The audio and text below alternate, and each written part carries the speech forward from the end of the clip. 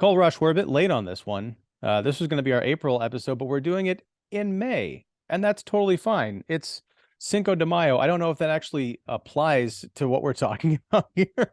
I don't think it does. No, But but it's a day that it is. yes, and it involves Spanish, I guess. We're talking about cultural sensitivity. Scarface from 1983, directed by Brian De Palma, written by Oliver Stone, and starring Al Pacino in what has become one of the most iconic villain roles in cinema history. And this is a late screening, of course, which means that by my calculation, you have never seen this movie before. I mean, you've watched it, obviously, because we're going to talk about it, but this is your first time, right? Correct. That All is the right. premise of this series. I just wanted to make sure. I'm No, pretty that's sure we it's fair. established this stuff beforehand, but it'd be great if we got on here one time and you're like, "Oh, I've seen this 1,000 times," and it'll be like a 5-minute episode. I'm Um, waiting for the day that I watch the wrong movie. well, you could have watched the one from 32. This is actually a very loose remake of a 1930s gangster picture that was based on a 1929 novel, I believe. So yeah. But this is the story of Tony Montana, who is a Cuban refugee. He would consider himself to be a political refugee who came over as part of a giant, I can't remember the name of it, but there is essentially this giant movement of people from Cuba under Castro to the United States, basically offshoring 125,000 people, just kind of putting them on boats and bring them over to pushing them over to the States. And, a large number of those, well, not a large number, it's debated, were criminals. Now, the idea, and this is part of one of the many controversial avenues the movie takes is, what is the definition of criminal? Some people have said in discussing this movie that there weren't as many like gangsters and killers as this movie might imply. There were people who were enemies of Castro and perhaps had criminal records because they were locked up fighting communists or they were dissidents or whatever. But Tony Montana is definitely one of the one of the deep dark bad guys, and he comes to America doing kind of low level jobs for gangsters. One political assassination gets him on the radar of a mobster named Frank Lopez. And that kind of escalates from there. Tony climbs up his organization, even climbs over Frank at one point to get to the very top, leading to corruption, lots of drugs, lots of guns, and the one of the most fiery and well satired, referenced climaxes in cinema history, the famous, "Say hello to my little friend," that ends up in the demise of Tony Montana. This movie became very big in like pop culture and hip hop culture. The idea of, the guns, the women, the attitude, the infinitely quotable lines from this film. A lot, I think, gets lost in Scarface in terms of the hype and the glorification of violence, sex and drugs. But watching it again, probably the first time since I really have been an adult and been thinking about movies, I saw it as a very like sad and human movie, even though Tony Montana, from a lot of angles, is an inhuman monster. I'm done rambling for now. Cole, what did you make of Scarface? I was profoundly bored watching Scarface. Wow. Okay. Let's talk about it. I felt that it was a kind of indulgent and sort of slow moving, just like story that just never really got its hooks into me. And I'm interested to hear more about what you say about it being a human story, because I found it difficult to root for anybody in this movie. And when I watch a villain, such as Tony Montana, I like to feel some sort of sympathy for what they're doing, and some sort of, or at least I want to believe the reasons that they purport they're doing things for. And I do actually think there's some sort of relatability to Tony Montana. He's an immigrant. He can't really make a name for himself. He gets kind of thrust into this situation, and he sort of takes the bull by its horns, as it were. But it felt to me a lot like a Scorsese mob movie, where you have this guy who just has a descent into this world that he's kind of thrust into, whether or not it's by his own choice, and it kind of tears him apart from the inside out. So in a vacuum, I don't necessarily think the story of Scarface is bad, but within the pop culture zeitgeist, it felt like I had seen a version of this story numerous times, even for some of the late screenings we've done. And I just, I was watching it and I just kept saying, like, nothing is reaching out and grabbing me and saying, this is a story worth watching. This is something you need to see. And to me, that's partly a shame, because I recognized a lot of the lines from this movie beyond even the say hello to my little friend. There were a few others in there that I was like, oh, wait, I've heard this a million times, but didn't know that was from him. And him being Tony Montana, of course. I thought that the performances were pretty unilaterally excellent. I couldn't really find one character that I had any problems with. Um, and the cinematography was awesome as well. I loved all the sets. I thought that it was shot really well. They build tension amazingly. But yeah, I think the problem for me is all of that stuff was beautiful, but nothing rooted me in the story enough to care beyond appreciating it as an artistic achievement. Okay, and that's totally fair. In fact, that But was I want you to tell me why I'm wrong, because this is my favorite of this series. I'm not going to tell you you're wrong. It's interesting because I was reading about, reading kind of up on this. I actually did a little bit of homework for this episode before we got on, looking at, now it's Wikipedia, so take that with, several pounds of salt. Yep. But, this movie, it did well when it came out, but it was critically panned. A lot of folks taking it to task for being excessively violent, profane, kind of empty, and just, ghoulish. I get apparently Kurt Vonnegut walked out after the chainsaw scene.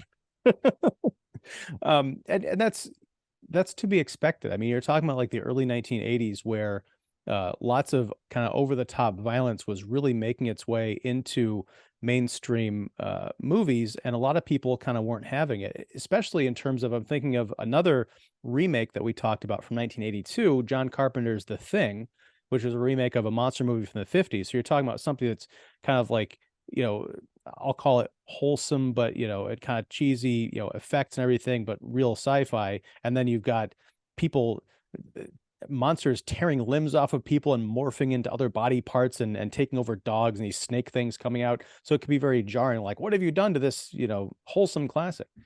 Same kind of thing with Scarface, which is, and it struck me, it's a very violent movie, but it's not graphically so.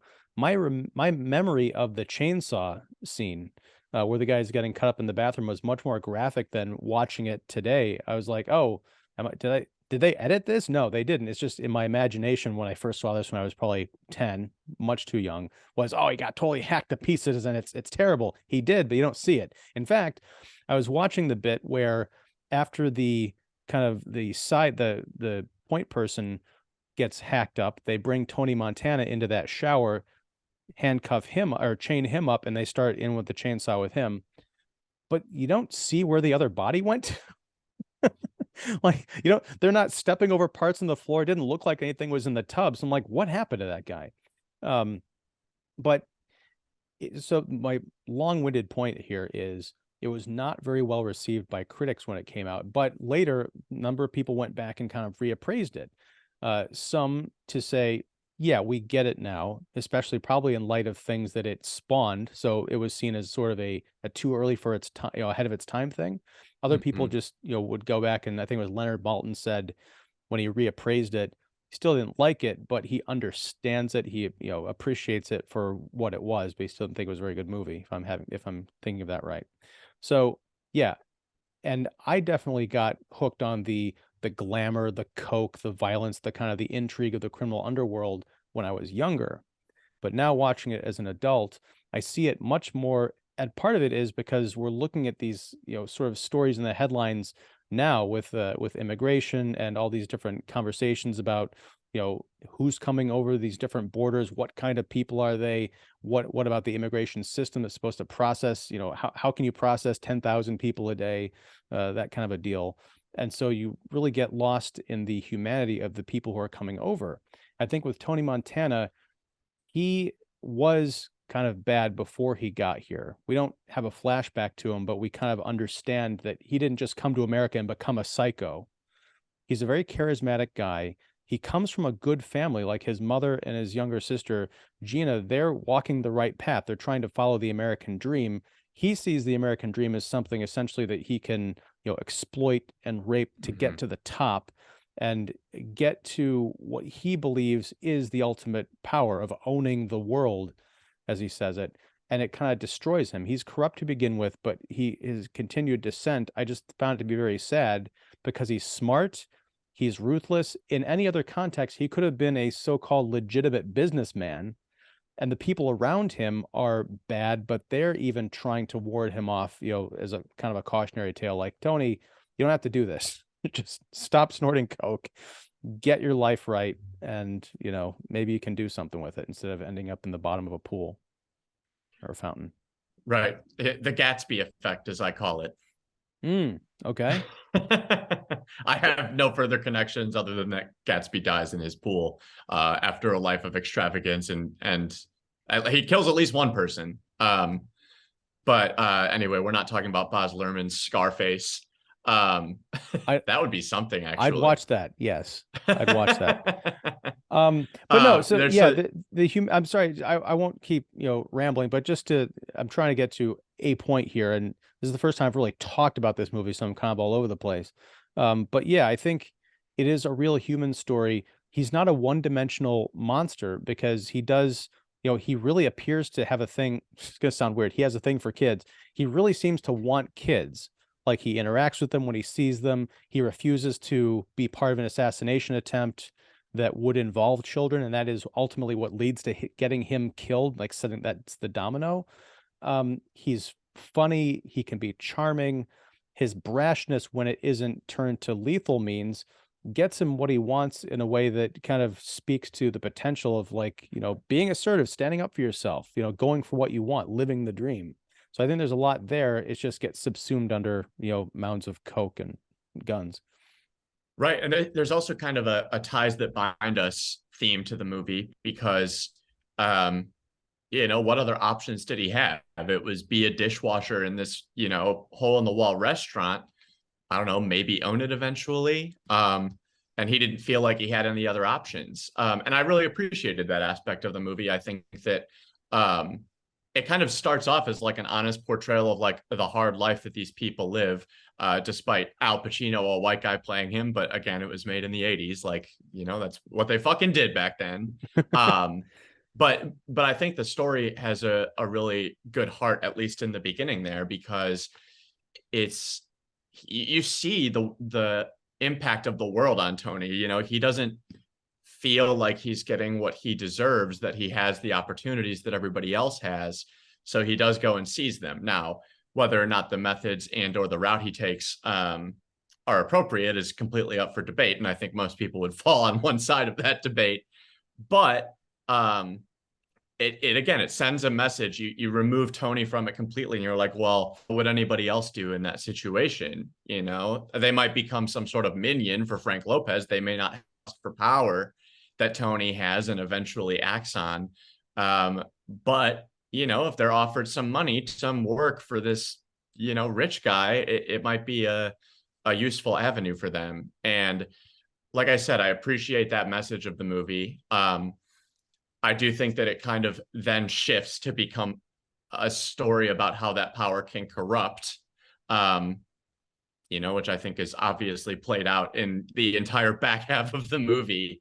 But you also mentioned how Tony kind of has this charisma about him. And I think that I was reading up on the movie just a little bit, and it's one of Pacino's breakout roles. And like the way he plays it, man, is just insane. A lot of the times I watch Al Pacino and I think, oh, that's kind of just Al Pacino doing his thing, which is probably a product of me not having seen a lot of his movies when they first came out, as a result of not being born. But the this one, he just sank right into the character, and that comes back to what I said about the performances. I think they're all just excellent. there's such a range of emotion when these people could be so one note, as you say.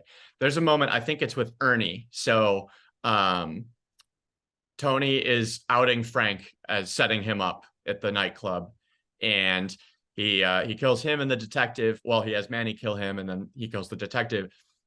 And Ernie is like quaking in fear. And I was looking at this actor, and it like he's sweating, he looks terrified, but also hopeful. And it was such a dynamic performance for like 10 seconds of screen time with barely any lines.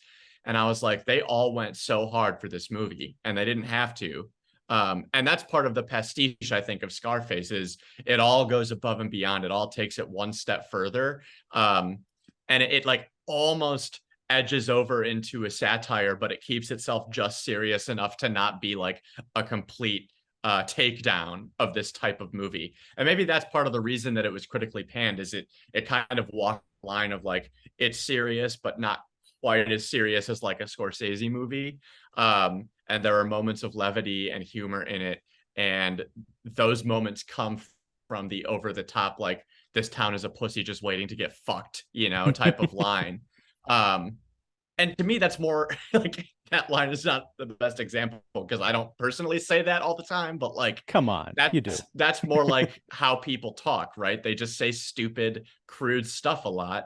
Um, and it kind of makes these characters feel real. And I want to walk back something I said earlier about like it was hard for me to relate to any of the characters because as you were talking, I started thinking about Manny and Gina, who to me aren't necessarily like the heroes of the film, but they're easy to root for because Manny is this foil to Tony, and I think Manny would be happy with $1 million. He doesn't need 100 million. He doesn't need 200 million. Like he'd be happy to make one deal, be set for life, and kind of go, enjoy his spoils and not risk it anymore. And I think that's a really interesting juxtaposition to Tony, who it's clear from the start will climb the mountain until he falls off the other side. There's no other option for him. Yeah, exactly. a different type of snow, they say. And it's cool that Manny strikes it off with Gina because she's then torn between these two kind of extreme forces. You have Manny, who's just kind of fine to be the status quo and eventually live his life and be happy. And you have Tony, who will not stop at anything. And these are like her two role models. Like, what else is she going to do? She's following in Tony's footsteps, going to the club, relating, quote unquote, with these guys who kind of work at low levels of his organization. And Manny, the one thing that could kind of like bring some peace to her world is being corrupted by Tony in a way. And, obviously it's his downfall at the end of the movie. But he can't even be with the woman he loves because she's off limits. And Tony doesn't realize, oh, this is like the one thing that could save my sister, but I'm too myopic to see it. So I really appreciated those two characters, especially because of how they offset Tony. And I also appreciate the restraint that De Palma shows because they could have made that much more ham-fisted and heavy-handed, but it was just a subtle through line throughout the movie, and it didn't need to be shoved down our throat. I think it's better for it. Yeah, I mean, what I caught from this viewing of it was just how complex Manny, Gina, and Tony's relationship is, because it's sort of implied, and Gina outright says it when she's, on pills, shooting at Tony in, right before the climax of the movie, about how he's always wanted to, sleep with her, even though they're blood. She's accusing him of this, and De Palma, through his use of camera and score throughout the movie, things get really weird whenever Tony looks at Gina or looks at someone looking at Gina. It's almost like from Kill Bill or something, where the close up on the eyes and everything gets all red and there's like siren music, like, uh-oh. So you never quite know if he's looking at her in an overly protective manner or a jealous manner, like, no one's gonna have you because someday, huh? Even in fact, when he comes home, he's out, he's in America for I think 5 years, and he finally decides to go visit his mom and Gina. and he shows up, and mom's kind of like suspicious, like, where have you been? And she really gets kind of uncomfortable when he starts like eyeballing Gina, because he hasn't seen her since she was like a little child, and now she's 19 or whatever. And it is kind of, eyebrow raising in a way. But because Tony has warned Manny off of his sister, their relationship, as you kind of see hints of it growing throughout the movie, has to be completely secret, to the point where they elope. Unfortunately, they elope at the exact time when Tony has screwed up with Sosa, the Bolivian drug kingpin.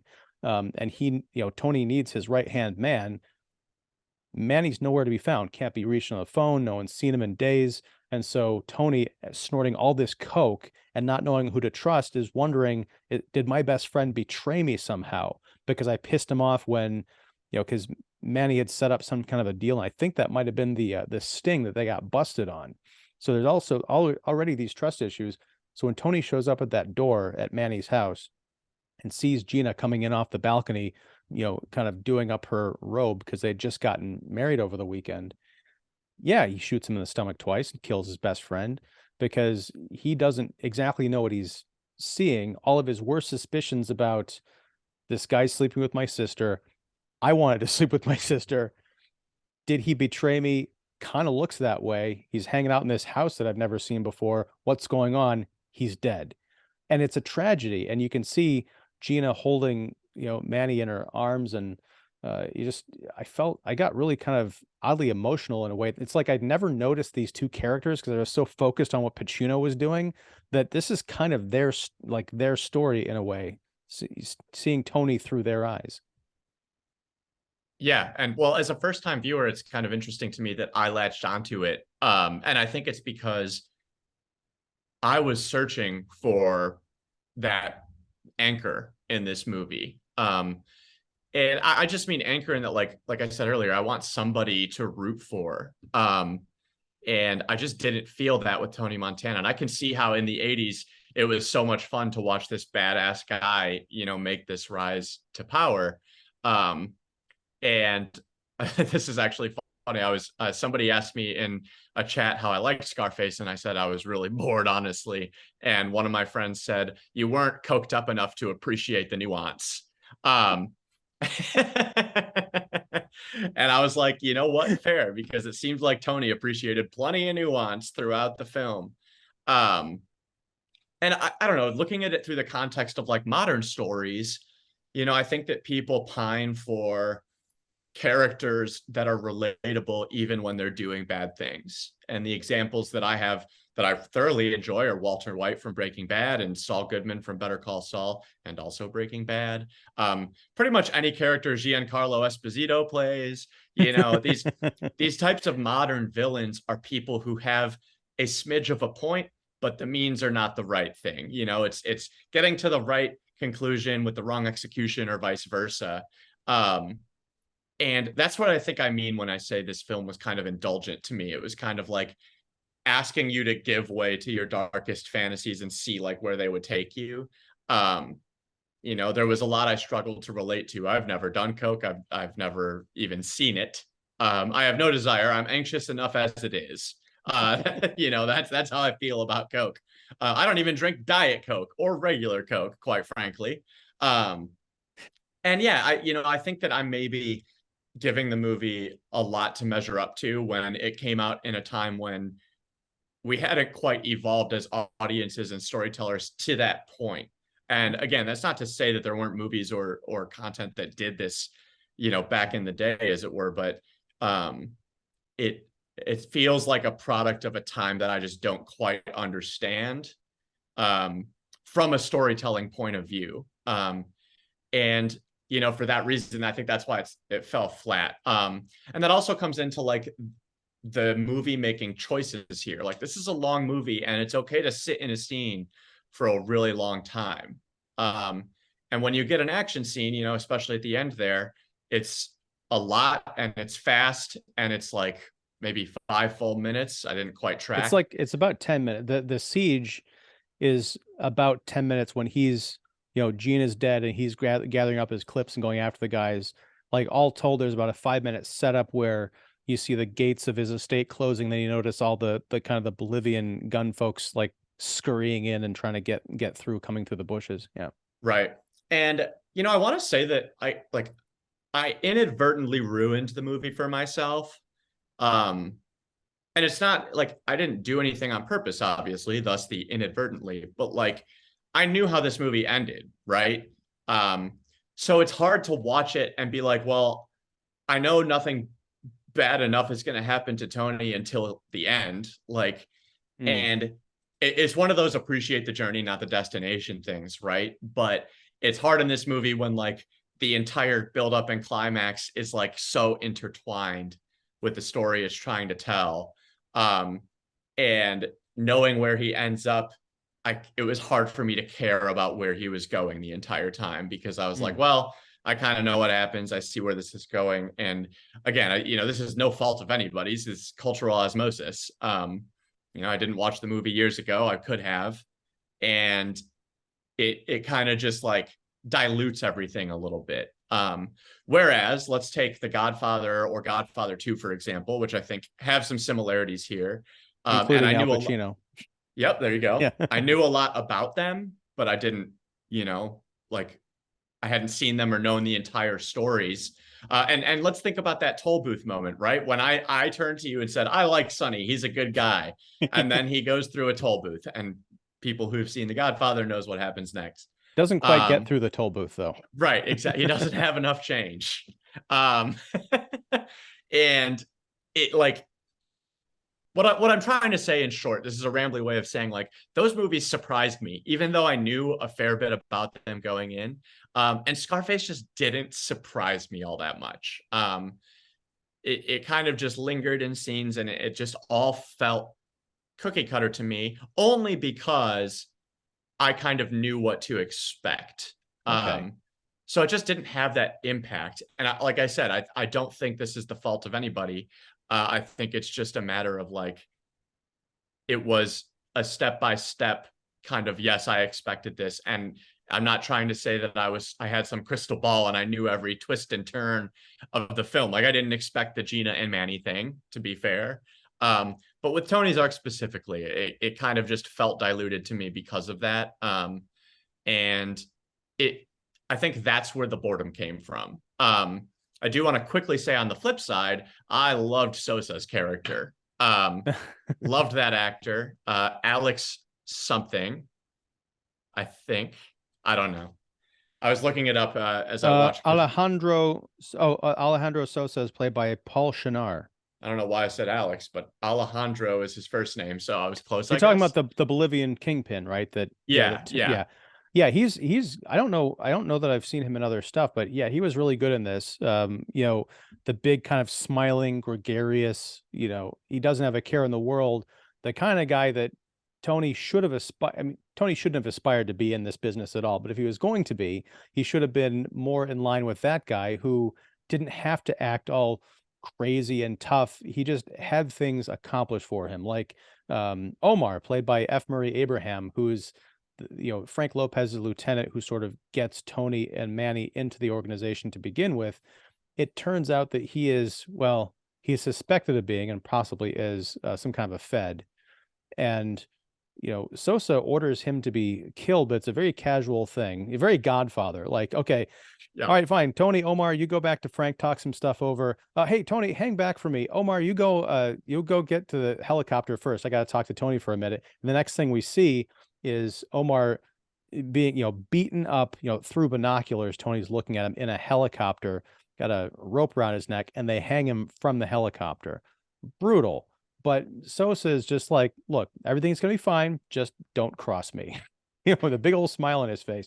It isn't until that last scene with the phone call that you see that he is really, because his empire is in jeopardy in a way that it hasn't been. We haven't seen it before. So he's kind of coming undone. And he's like, look, what happened? And then Tony's like, screw that guy who's going to blow up some kids. And I'm not about that. And he's like, the guy, this federal dude, whatever he was, gave a speech at the UN that he was not supposed to give, Tony. This isn't good for me, and I can't help you anymore. It's a great performance. I agree with you, and something that I think is kind of unsung about this movie. But there's so many Tony had so many opportunities to have role models, but I think he was so busy being the bull in the china shop who was getting the china white shop, the cocaine shop, that he was like, I don't believe in authority. It's all me, mine, mine, mine, mine, that he didn't stop to pick up anything perhaps useful to extend his longevity. Frank Lopez was giving him sound advice throughout their relationship together, and he just didn't listen to any of it. Yep. Um, Yeah, you said it's a wonderful performance, and I completely agree. I wanted to shift gears and talk about Michelle Pfeiffer in this Me too. movie, Yes. Elvira. Um, Here's what I want, Ian. Uh-oh. And I mean, nobody ever listens to You what want I to see her want. in a leather cat suit? Because I can help you out there. I'll take it. Flash, I would. fast forward I'd 9 years. I'd rather just be licked by cats to be resurrected in the way that she was. Um, I feel that she was criminally underutilized in this movie. And I wanted so much more. And what I want, as I'm saying this, is I want a movie where the main character is a character like Elvira, but I want it to be about her ways of navigating this crime world as sort of a thing of their affection, but like making that world her own and kind of being in control. And there's a person like this in almost every mob movie, and I would be so interested to see like the inner workings of her mind, and whether she actually loves Frank and what she does when he's not around, and just trying to like get money, and then if he gets killed, move on to the next. Because in this movie, like she feels like she is an object to the male characters. That's Mhm. really all that she is. I mean, to Tony, she's literally just an object of his desires. It's there. I don't really like. They connect a little bit, and there are some actual cute moments between them, and you do see some chemistry, but it has to take a wayside to a lot of the other story beats. Um, and she does sort of like take charge at the end in the restaurant scene when she's like, "Fuck this, I'm out. I don't need this." My question was like, "Well, where's she going, and what's she doing next?" Um, Regardless of how I felt about like her placement and role in the film, I do think that she did a fantastic job, and it was one of my favorite sort of examples of like the mob wife, um, because it wasn't normally like the mob wife, especially in Italian mob movies. I feel like you get like the woman who's a family woman and just wants her kids to be okay and wants her husband to be a normal husband, and that's such a trope, right? But this lady just wants to do coke and fuck. And that's and like she's like, I just want to have money and do it. And it was kind of interesting to see her descent alongside these people, because it's of such like it's much more of a lonely arc. It feels sort of desperate and sad rather than just like tragically relatable and wanting to give for her family. um Well, that's, I and I mean, thought that was a really nuanced performance from her about like wanting something different than what you might expect from a character like this. I do agree. It's not like the characters that we've seen in other mob movies, especially the ones we've talked about. But I don't think there's that much more to Elvira because, yeah, the men in the movie treat her as an object, but she treats herself as an object too. When Tony's asking her like, "Where are you from?" She's like, "From Connecticut," and she's this tall, kind of leggy blonde. Michelle Pfeiffer was 25, I think, when she made this movie. I don't know if she was actually supposed to be that age in the film, but you just kind of get this sense that she's, well educated, well bred, ran away to Miami to hook up with this, Latino gangster Frank Lopez to get back at her, stuffy rich parents, and just kind of be arm candy for this mob guy and kind of not really get involved. And there's, coke and lounging around and going to expensive restaurants and stuff. Frank probably treated her better because he treated her like a gentleman. You got the feeling he was more old school, kind of gentlemanly, respectful, whereas Tony Montana was, he's charming when he needs to be, but he is just kind of an animal. He keeps talking about kids and fucking and all this stuff. You never really get the sense that she wants any of that. She kind of just wants to be left alone. Plus, as he puts it, her womb is polluted with all the coke that she's done. So she has, despite the fact that she's not seen as much of a character in this movie from the male point of view, she does have tremendous agency in that she does leave him at the end. possibly just to go back home to Connecticut or to go somewhere else in Miami and hook up with somebody, else that's going to take care of her. She has tremendous powers. Just she doesn't, much like Tony Montana, she doesn't choose anything productive to do with that energy and her intelligence, which makes her a very strong character, but one that you have to kind of watch what's going on in the periphery of her story to kind of figure out. Otherwise, she can seem kind of one-dimensional. Yeah, and I have to applaud the movie because it lets a lot of its character development play off screen. And, compared to like books where so much of it is on screen development, I find it really impressive when a movie can do that because you only have so much time. Well, with Scarface, you seem to have unlimited time, but the way that characters develop off screen, like you see them once and then they come back and something has changed about them, and that's a credit to the writers, the directors, and the actors, obviously, and pretty much everybody involved. And it's really cool when all of those elements come together. And it happens with Manny and Gina, like we discussed. Every time you see them, they're a little bit like closer to that elopement. And then it happens with Michelle Pfeiffer's character. It happens with the Bolivian crime lord. Like everybody sort of just kind of is growing it. And the movie feels like it has a momentum to it. And that's because, like I said, every time you see these characters, something's different. And you kind of have to fill in the blanks. And I think there's a respect for the audience in that. The movie is unafraid to tell the story it wants to tell. And it kind of it doesn't leave you in its dust, but it does say, like, you got to keep up, like you're part of this too. And I think when a movie can do that, it's something to appreciate, whether or not you love it or are bored by it like me. Like, I can appreciate that storytelling mechanic. Another movie that does this, I think, is Space Odyssey. It doesn't hold your hand. It says you got to figure some of this stuff out on your own. And in the age of blockbuster action movies, that's a refreshing thing to watch. It's strange because it sounds like you appreciated certain aspects of the movie. It just didn't do it for you. And sometimes that's just the way, it happens with some films. I would say, like, I appreciated the movie as a project, but I didn't like it as a story very much. Well, and I think that's something that I've come to appreciate over the past few years doing this with you, is like, I have learned so much about the art of movie making, and I am by no means an expert, but I've learned a lot just, and like, I hear your comments and I listen carefully and I think, oh, what is he looking for in a movie? And it's super interesting to me because as a person who consumes so many stories, but movies is probably like lowest on my list of the things that I watch or consume. I'm learning both like what to look for and what not to look for, in that, like, if I read a book, I know exactly what I'm looking for as a reader. I know what I like. I know what I don't like.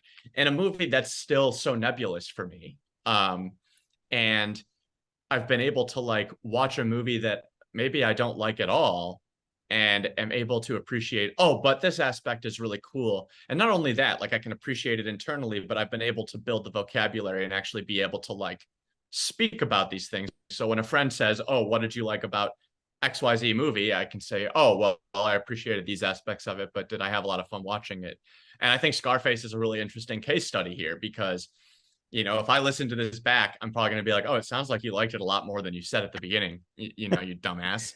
But that happens so much with us, is that, I come in unsure of the aspects I appreciated or didn't about a movie, and then we discuss them, and a lot of things sort of form and come to light. And it's not too dissimilar from the Tony Montana arc, right? Because he sees, he doesn't know what he wants, but he knows he wants something. And then when he gets it, he's like, yes, I want more of that.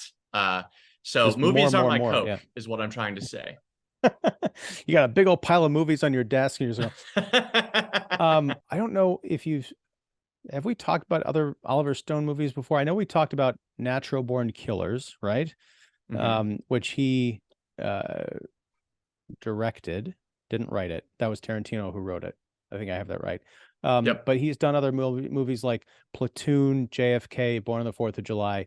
He's very much interested in American stories, and not like Michael Bay is interested in American stories, where you've got like the big 4K flag, waving all over the screen, but talking about more the modern American politics, modern American myths, this kind of seedy underbelly of politics and corruption. And one of the things I dug about Scarface watching it this time was seeing how he's kind of weaving that into the story and commenting on it, even though we're mostly following Tony Montana, because he comes to America, he sees it as the land of opportunity and opportunism, and he's climbing to the top, but he's running up against, forces like the IRS, corrupt banksters, corrupt cops. But when he goes to that last trip to Bolivia to meet with Sosa, because Sosa kind of summons him there, he's in the room with different members of Bolivian politics, the CEO of a sugar company, and also someone from the United States government. And they're all there to talk about murdering this guy who we discussed, the failed assassination attempt, who's been going on all these different talk shows and is going to give a talk to the UN about corruption and drugs infiltrating America and what we can do about it and who's responsible and who we need to take out in order to win the drug war.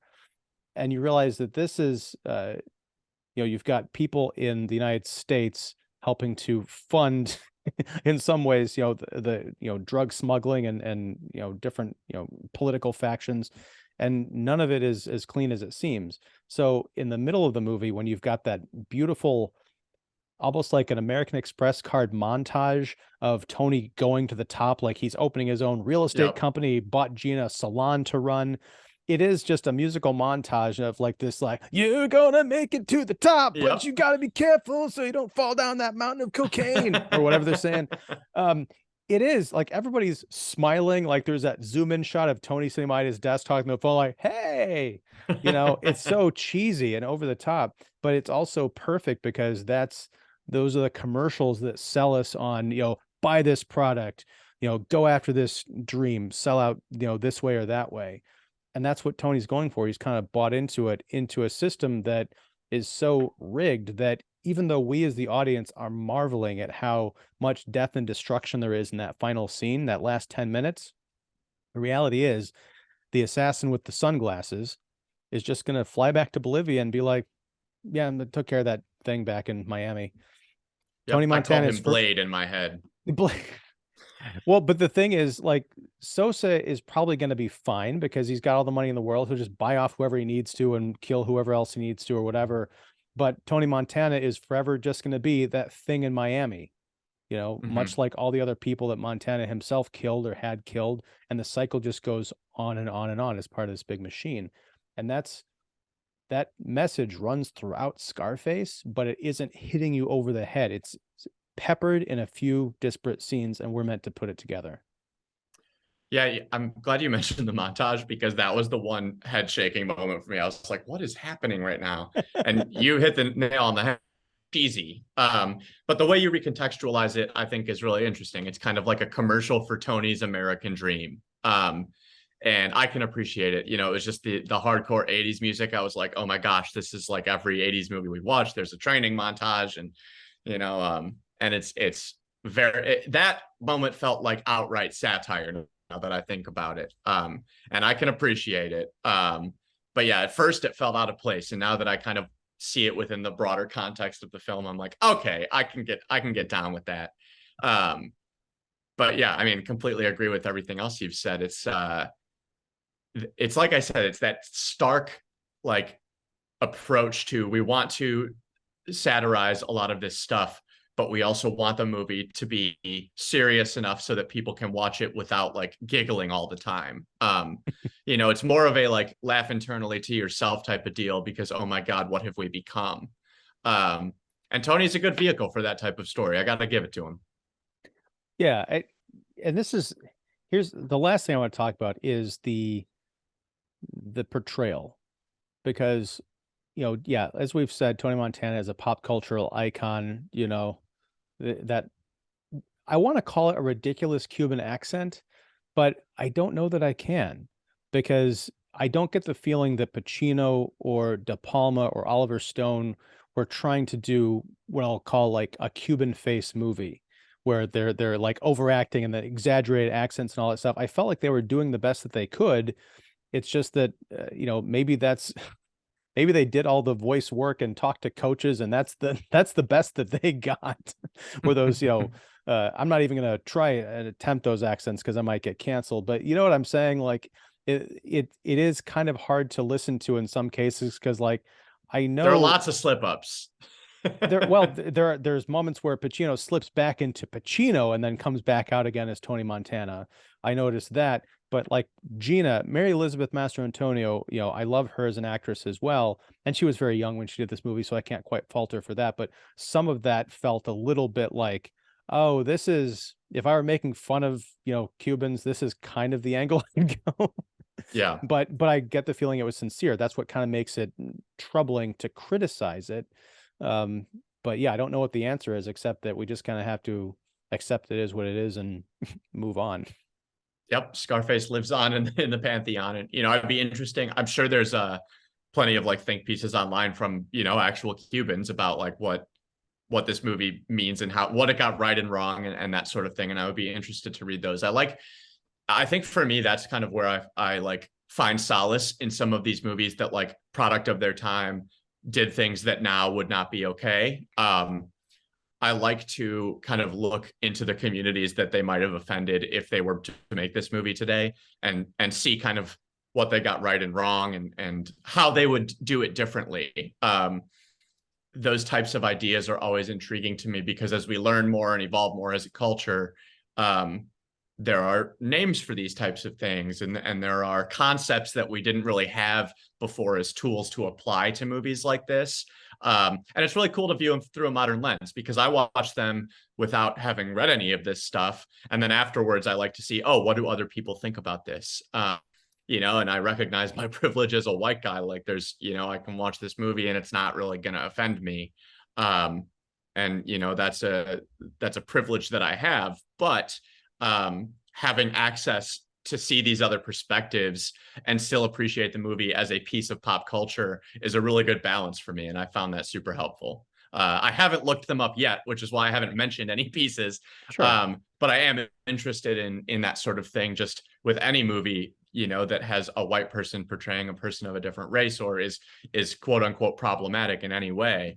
Like Well, Trading Places would be a great example too. I'd love to see, what the Black community thinks about Trading Places with some of the stuff that it said. And there's always another balance of like some of these movies and pop culture things, they talk about and highlight issues that people like me may not understand being a part of these communities. And in that way, they can do good as long as it's, understood within the context of kind of how we've learned as a society. So there's just a lot of interesting nuance to this type of thing when you're watching a movie from 1983, I believe, or yeah, it's 40 86. this year. Yeah. It was a And Christmas movie. It came out in December. there you go. My favorite Christmas movie. Lots of snow.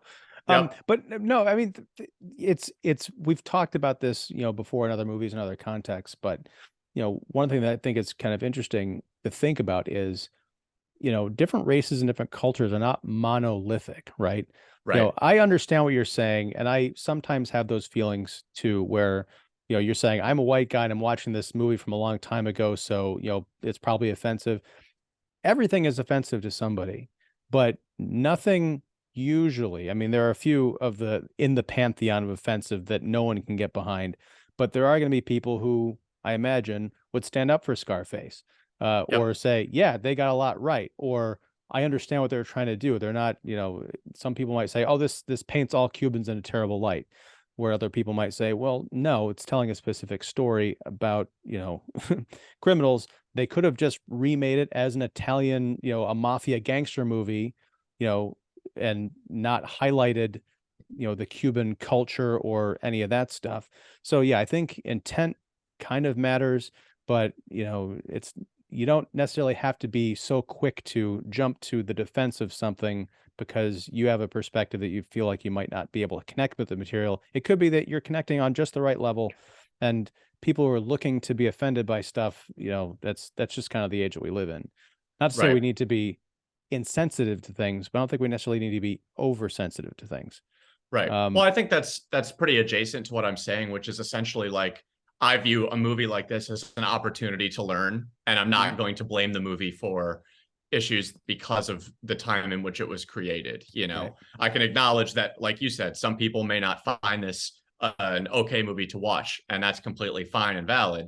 I'm going to watch it and say, okay, is there anything that I want to learn more about after having watched this? And there's also things that the movie could teach you. You know, I think there are a lot of people that may not have known certain things about, people coming over on boats from Cuba, or and this is not to say it's a nonfiction or a documentary or anything like that, but like, I think that pop culture can really be an avenue to learning, whether or not people realize it. And whether or not they act on it. And I'm not saying that they have to either. But in my case, I see something like this. I say I appreciate it as a story. I may not have loved it. Maybe there's something I can learn from it, and I might find a think piece about it later, and see what other perspectives people have on the piece. A great example, I think, actually, is Squid Game, which came out on Netflix a few years back. I still haven't seen it. I remember the zeitgeist, but I never caught up with it. So it's I think parts phenomenal. I've heard was like really crazy, violent, and dark and stuff, and I think that was what kept me away. Not because I don't mind that stuff, but it's one of those like, hey, honey, what do you want? You want to watch this Squid Game thing? And it's like, no, that's not going to happen. So Yeah, it is. I would not say it's as violent or terrible as Scarface by any stretch of the imagination. really, I mean, there's a lot of death and brutality in it.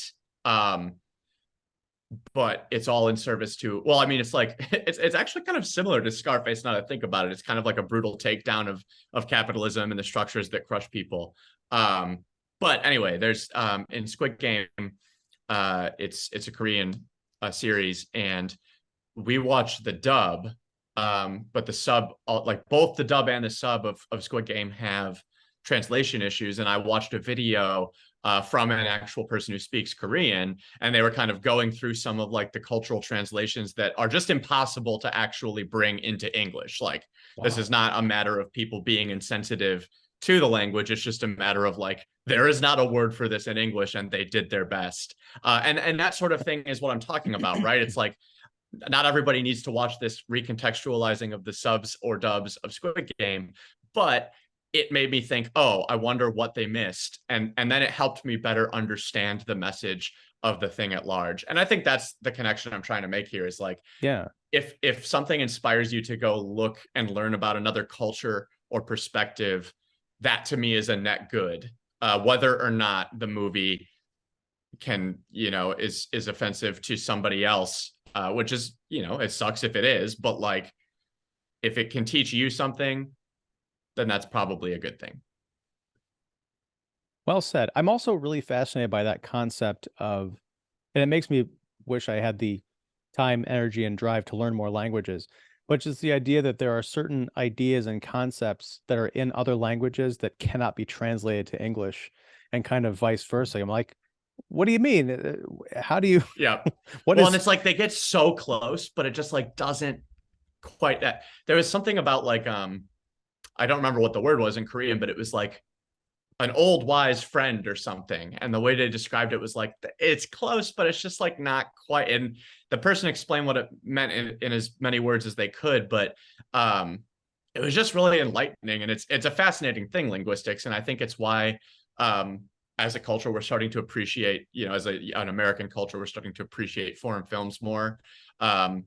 Audiences, I think, are more willing to do the legwork that it requires to understand these stories and appreciate different storytelling formats. And Squid Game's a great example. So yeah, highly recommend that you watch it if you ever get the chance. I'll make time, because this is the first I've really talked about it with someone. So this is yeah, I'm interested. All right, well, I think I'm ready to close the book on Scarface. I recommend maybe 10 years from now, Cole, go back and rewatch Scarface. Give it some time and see if you're bored. Watch it with the kids. No. But yeah, thanks for talking with me about this. I hadn't watched the movie in a while. And again, it's one of those things, like so many of these things that we've talked about, you watch it, every several years, and it kind of means something different. You pick up on something different every time you go back to it. And that was certainly the case here. So yeah, I've always liked Scarface, but now I feel like I kind of love it, but not for reasons that I can explain that's going to get anybody excited about it. Like, right. I can't say, oh, it's so awesome the way he blew up those guys. Like, that's one of the least impressive aspect of this movie for me. You want Fast 10 is coming out. I skipped Fast 9, and I don't know that I'm going to do the homework to catch I've up still on it. only seen Fast 8, so And that was with here we me. are. That was the Yeah. first one we ever did. Oh, man. Years and years ago. Anyway, we're going to be back at the end of this month because we're going to do a double header for May because we're a little bit late. We're going to be doing a page to screen. So everyone, you can start doing your homework. We're going to be talking about Out of Sight, the Elmore Leonard novel, and then the Steven Soderbergh film, which turns, yes, a quarter century old this year. Wow. I'm ancient, but yeah, I'm looking forward to that. Cole, you've already read the book. I have. Crazy. So yeah, we're gonna have some fun stuff to talk about with that one. But yeah, anyway, Cole, tell us, what do you have going on? Where can we read your stuff? What do you want us to pay attention to? Where should we go?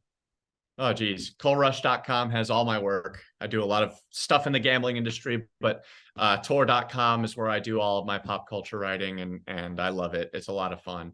I recently did my magnum opus about animation in which you participated, and I've just done a follow-up piece where I talked to 3 of the people I interviewed, and I had them each watch 2 animated movies. And some of the findings are really interesting. So I'm writing that up, and it should be live in a few weeks. So All you can right, keep an eye out for that. cool. I'll link to that I, below so I'll folks can give you a check that quick out. teaser. One of my friends in the survey about animation said, I find it incredibly hard to connect with animated characters. And then I had him watch a movie. And in the interview with him, he said, I connected with this movie so much. This character is me. And then I read him back his survey response and he cracked up. So I think that one by one, I'm changing people's mind about the benefits of animation. Well, you're doing the Lord's work there, Cole, because everyone should appreciate fine animation. Yeah, and there's so much of it and so many different kinds. So, yeah, that's good stuff, man. I want to. It's. I feel like it's going to be a big reveal what the movie was and the character that your friend related to. I doubt you've seen it. Do you want to know? Sure, It's Intergalactic on Netflix. I don't know what that is. It was the story is by Kid Cudi, famous Okay. hip hop artist, and he also wrote the whole soundtrack as an album. And it was written like the story was done by some 2 other people, but he involved in the process, and it's animated in a very similar style to Into the Spider. And it's just a story about a guy in New York who is trying to navigate his love life and his job, and he has this comic book character that he's working on. I actually think you would. It's a fantastic movie. I'll have to check it out. Yeah, I like Kid Cudi. He was actually in X by Ty West, which came out last year as a horror film, and he was really good in that. Really good in the movie. So, yeah. All right. Well, I'm gonna let you get out of here. I got tons of. I was gonna say I have tons of coke to do. That's not true, and I don't think I can even say that on YouTube. So forget I said anything. Lots of coke to drink. Yeah, I'm gonna get super There caffeinated. you go. But all right, man. Well, thanks a lot, Cole. We'll talk to you later this month. Until next time, whenever that is, whatever that is, thanks again and take care. Fairly well.